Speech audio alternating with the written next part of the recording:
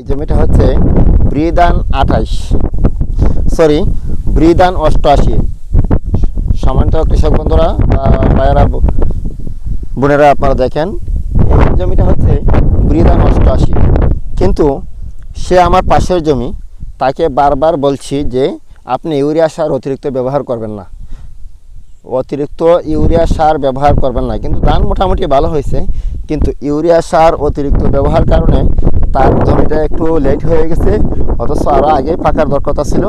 এই জন্য পোকামাকড় আক্রমণ করছে বেশি। আসলে আশানুরূপ যতটুকু ফলন, সে যতটুকু শ্রম দিচ্ছে, শ্রম অনুযায়ী কিন্তু তার জমিতে ফসল হয় নাই।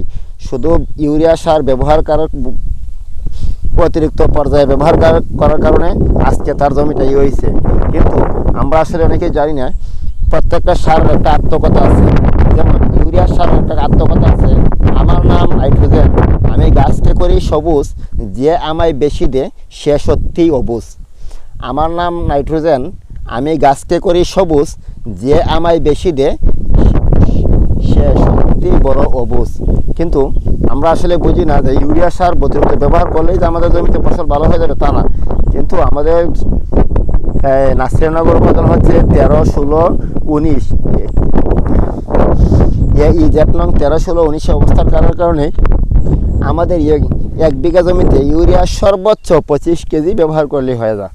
সর্বোচ্চ বেশি লাগে না, 3 বারে 25 কেজি অথবা 2 বারে 25 কেজি ব্যবহার করলেই কিন্তু হয়ে যায়। কিন্তু ইউরিয়া সার ব্যবহার করা হচ্ছে জমি রোপণের 7 দিন পরে।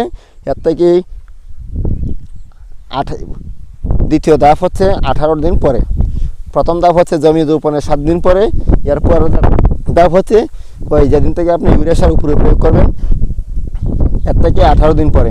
18 দিন পরে হলে কি, ইউরিয়া সার একটা গাছে খাবার খায় 3 দিন পর্যন্ত। এই নাইট্রোজেনটাকে গাছ গ্রহণ করে 3 দিন এবং ধারণ করে রাখতে পারে 18 দিন। এই জন্য পরবর্তী 18 দিনের দিনও আবার ইউরিয়া সার উপরে প্রয়োগ করে দিলে আমাদের আর ইউরিয়ার ঘাটতি হবে না। সবাই ভালো থাকবেন, সুস্থ থাকবেন, আল্লাহ হাফেজ।